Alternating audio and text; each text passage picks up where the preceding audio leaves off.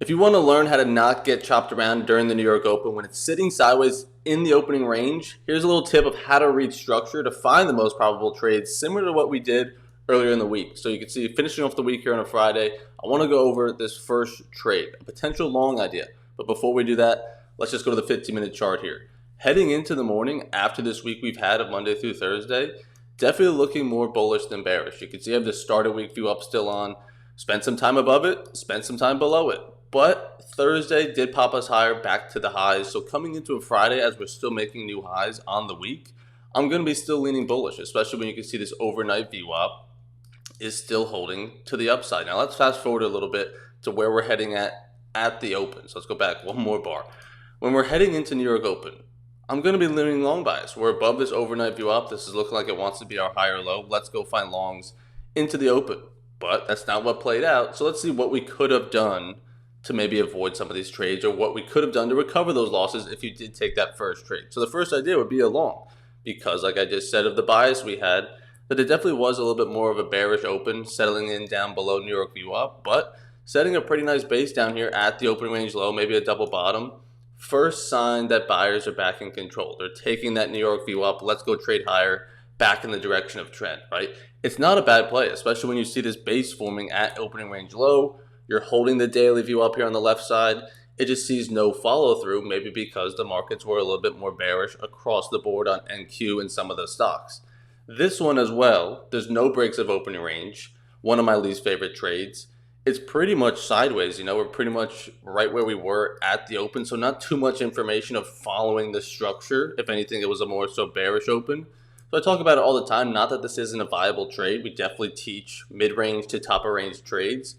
I know I'm a better full trend trader. When we're moving higher, pull back, I'll trade it even higher the next time.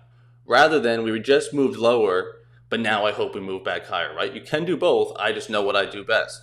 But let's say you do take this long, it's off the overnight VWAP, buyers take control of the New York, it gets pinned out, and then even the news shakes it out and it doesn't continue higher. It's early on in the day, we don't need to panic, we weren't oversized on the first one. What can we do to get involved next? If we do eventually get a new high a day after getting stopped out, we'll long it again. If we get a break lower, we could always just short it again, right? As the morning goes on, we're going to get more information on what we could have done, should have done, what we want to do next. So don't panic when you take a loss 18 minutes into the New York Open, because then you get this short idea. Now, why would this one maybe be on the table when we're still forming this bottom here at opening range low? Buyers are really defending that level really nicely. The 15 minutes holding well. But notice how, what do I say when we're looking for shorts?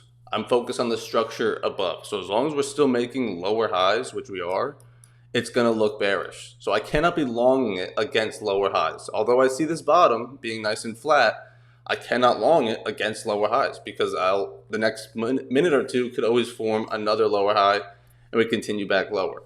Again, at this point too, notice how on the 15 minute, we're now actually below the daily VWAP. So we thought we were bullish here, right, when buyers took control, or even back here on the news, but it just left a wick to the upside, and now we're closing below this overnight VWAP, showing some resistance above, forming lower highs.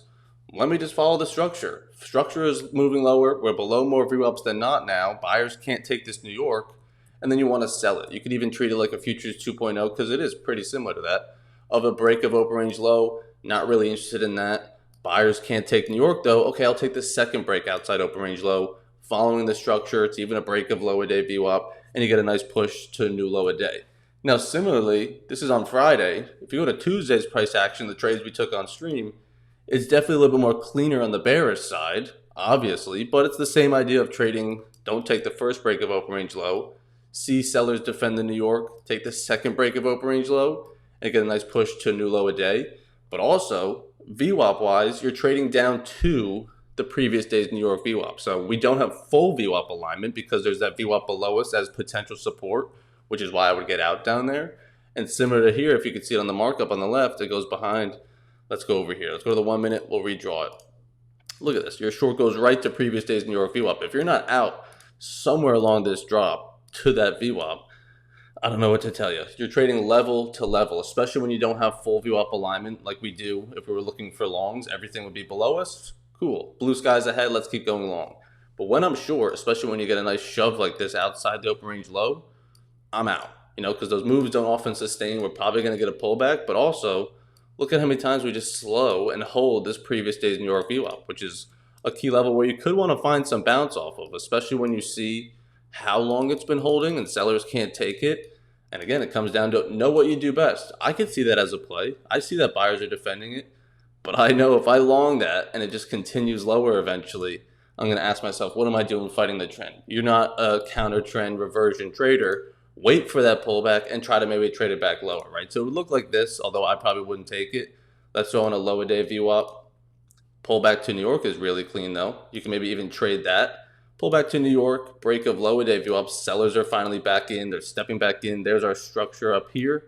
And you do get a nice push for a new lower day. So would that have been a winner? Sure. But hindsight's 2020. I would not really want to trade down to or through that previous day's New York VWAP, which we just held so many times. So what I'd be looking to do on these days when we don't have full VWAP alignment, but I definitely have a bearish sentiment to the market, I'd be looking for the best price possible, as we always are. But really be trying to maybe play a bounce play of look at that defense of the New York VWAP. Let me try to scalp it down to that previous day's New York VWAP so that even if it does bounce again, it doesn't matter. I'm out of the trade at that VWAP. You don't have to ask for it to break through because you can get burnt a lot of times doing that. So I think if you're trading against VWAPs, kind of like a pinch like we've had earlier in the week as well, you really want to be trading to that VWAP, trying to get good risk reward to it rather than trading right at it, because let's say you traded right at it down here, you could see no follow through and it smacks you in the face. So I think just trading at the open though was the biggest lesson of them all. Even if you did take the longs, I think they were viable. They were clean longs. It was maybe a little bit more bearish of an open, but they're not all going to be perfect. It was a nice take of New York. If it moved higher in line with that 15-minute, you'd understand why, and you probably want to be in that. So I think it's a viable long. Obviously, some news shook it around and whatnot, but it could not follow through. But the day's not over. Your bias was wrong. Learn how to flip that bias. Don't stay married to that long and just jump in again on that news candle and take two losses, right? Be patient. Look for the new information of saying, okay, we didn't see any follow through there. We're not getting new lows. So for me to long it, no, I can't long it at the same price I just did. I'm going to need to see more buyers step in. I'll just long it higher up, but with more confidence because I know buyers are fully in now. Or you flip and say, I'm going to try it short now and just listen to what the market's telling me that it can't move higher. Let me just keep shorting it as this thing is falling. And you find nice lower day VWAP breaks. So hopefully that made a little bit more sense of reading the 15-minute at the open, but biases change, especially through the open, right? I had a bias coming into the day, but a lot of the time that goes out the window when we get new information at the open of I wanted longs. It's not telling me to long it anymore. Okay, I'll short it, right? Too many times I would get stuck in my ways of saying, no, it has to be bullish. I was coming into the market being bullish. There's no way it doesn't. But you got to hold your strong opinions loosely. And if it's giving you new information, ride it. Try to make money on that way, right? So hopefully you guys found value in that. And even just the value in, it's pretty similar to Tuesday's trade. Trading level to level. I'm out at previous day's New York VWAP.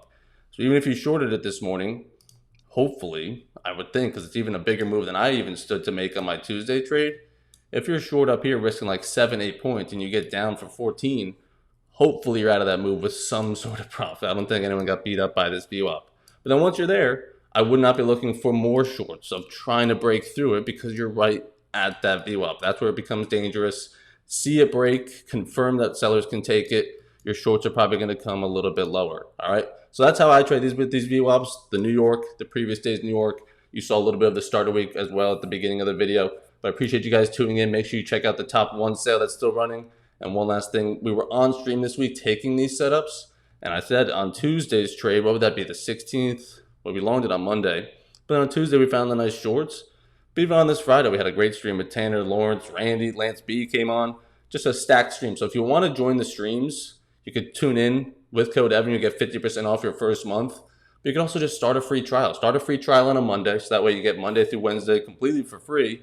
And you can check out the courses while you're on there, Futures 2.0, 101. But yeah, definitely tune into the streams, ask questions, learn these strategies, trade them live with us. We'll have guests on all the time and all that good stuff. So I appreciate you tuning in. The link to everything is always down below. Let me know if you need me. Trade safe. I'll see you guys on the charts tomorrow morning.